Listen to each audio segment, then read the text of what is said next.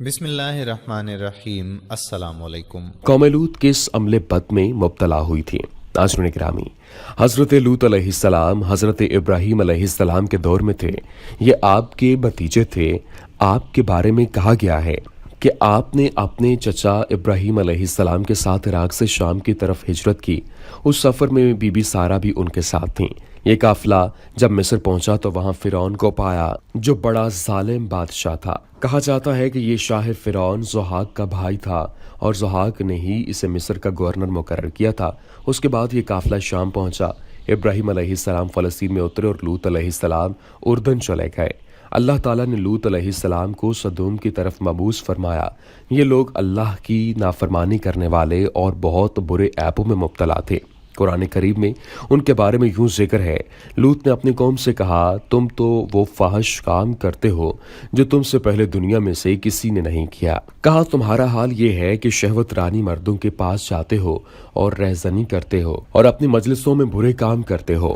ابن سعد سے مروی ہے کہ جب کوئی مسافر وہاں سے گزرتا تو یہ لوگ اسے لوٹتے اور پھر اس کے ساتھ بدفعلی بھی کرتے تھے۔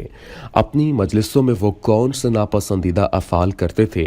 اس حوالے سے علماء کرام کا اختلاف ہے۔ بعض کہتے ہیں کہ جو شخص ان کی مجلس کے پاس سے گزرتا اسے کنکریاں مارتے۔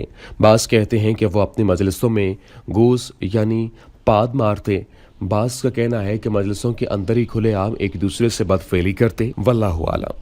ناظرین گرامی، ایک اور روایت میں رسول اللہ صلی اللہ علیہ وآلہ وسلم کا تفصیلی ارشاد مروی ہے جس کا مفہوم ہے کہ یہ لوگ راستوں پر بیٹھ جاتے اور راہگیروں کو کنکریاں مارتے اور آوازیں کستے تھے۔ لوط علیہ السلام انہیں اللہ تعالیٰ کی عبادت کی طرف بلاتے اور انہیں برے کاموں سے منع فرماتے اور ان حرکات پر دردناک عذاب سے خبردار کرتے، مگر لوط علیہ السلام کا خبردار کرنا ان پر کوئی اثر نہ چھوڑ سکا، بلکہ ان کی سرکشی اور گمراہی میں مزید اضافہ ہوا اور وہ کہنے لگے، اے لوط، اگر تو سچا ہے تو ہم پر اللہ کا عذاب لا کر دکھا۔ ناظرین، جب کوئی قوم اللہ کی دی ہوئی نعمتوں کا شکر ادا کرنے کے بجائے غرور و تکبر اور عادات بد میں مبتلا ہو جائے تو ایسے لوگوں کے دل و دماغ پر شیطان قابض ہو جاتا ہے اور پھر یہ ابلیس کے نقش قدم پر چلنے لگتے ہیں۔ ایک دن بستی کے لوگ باہر سے آنے والوں کو روکنے کے طریقہ کار پر غور و خوض کر رہے تھے کہ ابلیس ایک بزرگ کی شکل میں ان کی محفل میں آیا اور کہا، اگر تم ان سے پیچھا چھڑانا چاہتے ہو تو میرے کہنے پر عمل کرو۔ اجنبی بزرگ کی یہ بات سب نے نہایت توجہ سے سنی اور طریقہ کار بتانے پر اصرار کیا۔ ابلیس نے کہا، کل بتاؤں گا۔ دوسرے دن وہ ایک خوبصورت نوعمر لڑکے کے بیچ میں آیا اور انہیں اپنی عورتوں کے بجائے مردوں کے ساتھ فعل بد کرنا سکھایا۔ اس طرح ابلیس کے کہنے پر اس بدکاری کے موجد یہی ملعون لوگ تھے۔ انہوں نے شیطان کی حما پر ایک ایسا گناہ ایجاد کر لیا تھا جس کا اولاد آدم میں اس سے پہلے کسی کو خیال تک نہیں آیا تھا۔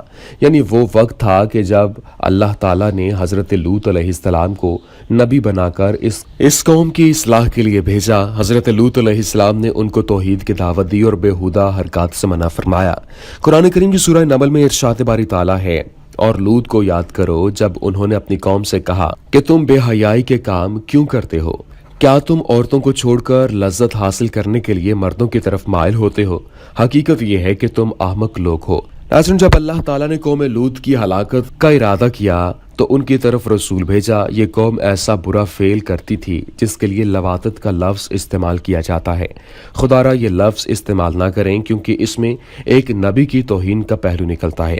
ذرا سوچیں، لواطت کے کئی معنی ہیں، آپ تو اس کی نسبت قوم کی بجائے نبی سے ملا رہے ہیں۔ اس سے بہتر تو انگریزی کا لفظ سوڈومی ہے جس کی نسبت سدوم یعنی اس علاقہ سے ملتی ہے، اور اس کے ساتھ ساتھ وہ اپنے نبی کو جھٹلاتے بھی تھے، اور نبی حضرت لوط علیہ السلام ان کو جو بھی نصیحت کرتے وہ اسے بھی جھٹلا دیتے تھے۔ جب فرشتے قوم لوط کو عذاب دینے کے لیے نوعمر لڑکوں کی شکل میں ان کی بستی میں آئے تو اپنی قوم کی غلط کاریوں کی وجہ سے ہی حضرت لوط علیہ السلام کو بڑی پریشانی کا سامنا کرنا پڑا۔ ناظرین، جب فرشتے ابراہیم علیہ السلام کی بستی سے نکل کر لوط علیہ السلام کی بستی کی طرف چل پڑے تو اس وقت دوپہر کا وقت تھا۔ نہر سدوم پر ان کی ملاقات لوط علیہ السلام کی بیٹی سے ہوئی جو اپنے گھر والوں کے لیے پانی لے رہی تھی۔ لوط علیہ السلام کی دو بیٹیاں تھیں جن میں سے بڑی کا نام ریسا اور چھوٹی کا نام راسیہ تھا۔ فرشتوں نے اس لڑکی سے کہا، کیا تمہارا گھر ہے؟ اس نے جواب دیا ہاں، البتہ تم اس وقت تک یہیں کھڑے رہو جب تک میں گھر سے نہ ہو آؤں، کیونکہ وہ لڑکی بھی اپنی قوم کی بدفعلی کی عادت کی بنا پر ان نوجوانوں کو دیکھ کر ڈر گئی تھی۔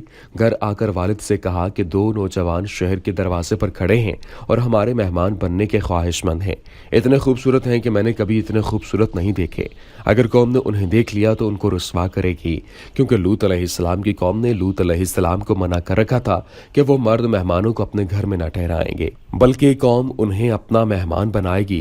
ناظرین، لوط علیہ السلام تنے تنہا ان لڑکوں کو لینے کے لیے گئے۔ اس وقت تک آپ کے اہل خانہ کے علاوہ کسی اور کو اس بات کا علم تک نہیں تھا۔ جب مہمان آ چکے تو لوط علیہ السلام کی بیوی گھر سے نکلی اور قوم والوں کو بتایا کہ لوط علیہ السلام کے پاس ایسے خوبصورت مہمان آئے ہیں، ایسے خوبصورت لڑکے میں نے کبھی نہیں دیکھے۔ یہ سننا تھا کہ پوری مجلس لوط علیہ السلام کے گھر کی طرف دوڑ پڑی۔